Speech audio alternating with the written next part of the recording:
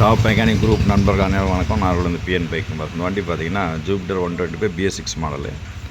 இல்லை கஸ்டமரோட கமெண்ட் பார்த்தீங்கன்னா வண்டி சாய் போட்ட ஆன் ஆகலை.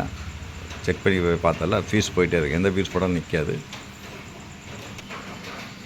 ஒயரிங் கிட்லேயும் உங்களுக்கு கம்ப்ளைண்ட் வராது. ஃபுல்லாகவே ஒயரிங் செக்அப் பண்ணியாச்சு, எந்த கம்ப்ளைண்ட்டுமே இல்லை.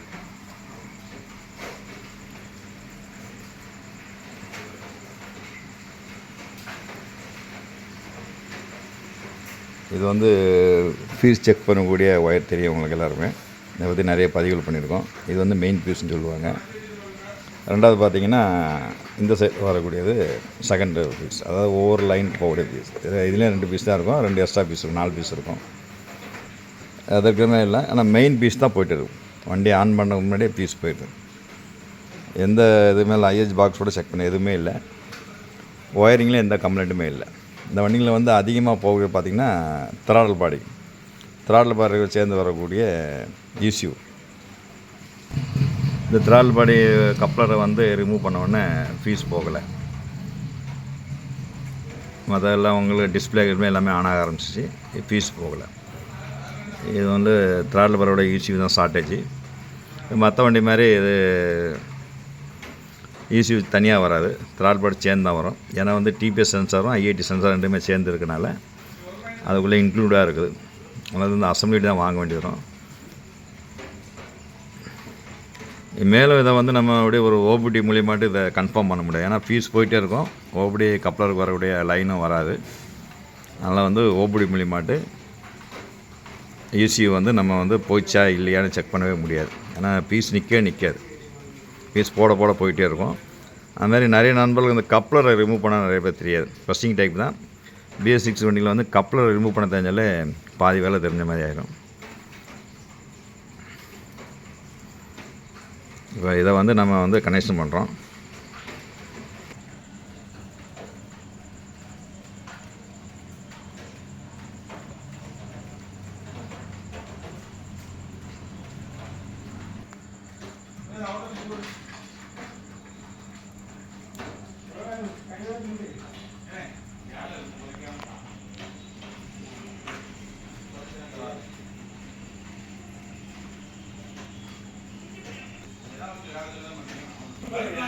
அதில் லைன் கொடுத்த உடனே அங்கே புகை வந்துடும்.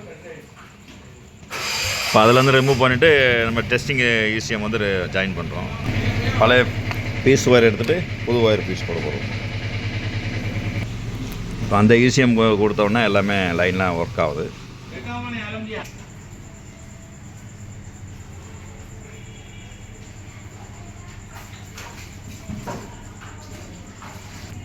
வண்டியுடைய ECM ரிமூவ் பண்ணல, அது த்ராடல் பாடி செட் அசம்பிளியோடு இருக்குது. செப்பரேட்டாக அந்த சாக்கெட்டை மட்டும் உருகி நம்ம வெளியில் வச்சுருக்கோம்.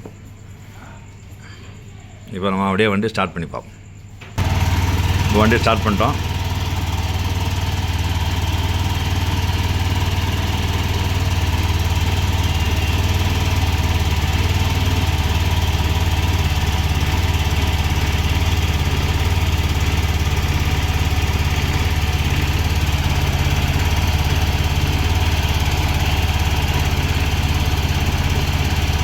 இப்போ அதில் வந்து நம்ம ஆக்சிடென்ட் லைட்டாக கொடுத்து பார்க்கலாம்.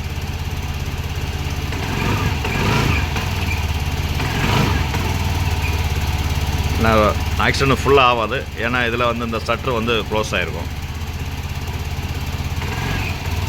ஒரு அளவு தான் அது த்ராட்லிங் ஆகும்.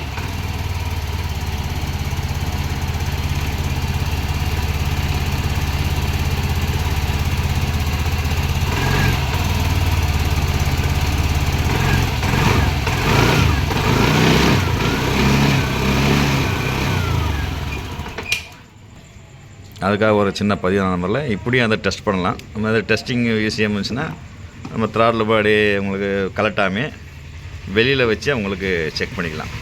ஏன்னா TPS சென்சாரும் IAT சென்சார் ரெண்டுமே உள்ள சேர்ந்து வந்தனால நம்ம ஈஸியாக பண்ணிக்கலாம். இதில் வந்து சட்டரை வந்து நம்ம க்ளோஸ் பண்ணாமல் வச்சுருக்கோம். இதோட சட்ரு வேறு டெஸ்டிங்காக தான். இது கரெக்டாக இருக்காது, ஸ்டார்ட்லாம் ஆகும், ஸ்லோ நிற்கும், ஃபுல் ரைசிங் ஆகாது.